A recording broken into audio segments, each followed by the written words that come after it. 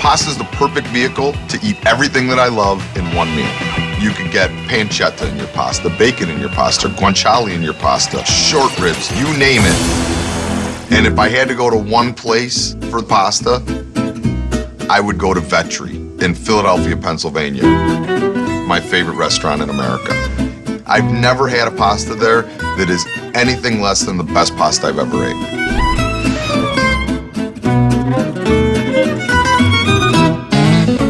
I grew up on pasta, been eating it since I've been a little kid. Think I make a pretty good pasta myself, but no one makes pasta as good as Mark Vetri. Just makes me feel warm and fuzzy all over.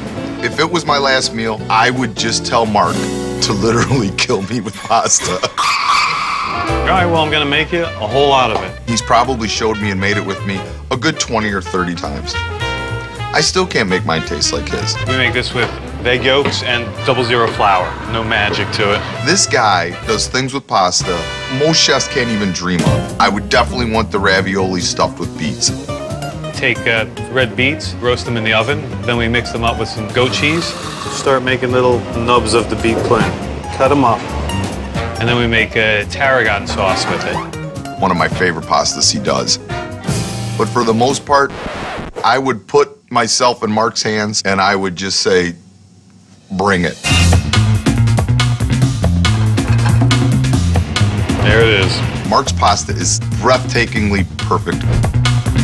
Simple, they're clean, and not too many ingredients in the sauces. It's beautiful. It's like a work of art.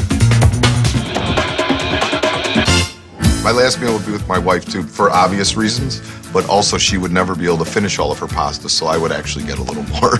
I take a bite of his pasta, and it's almost like the world stops. It's unbelievable. I always find myself like staring at the plate like, why is it so much better than any pasta I've ever had? It's truly a gift. It's so perfect.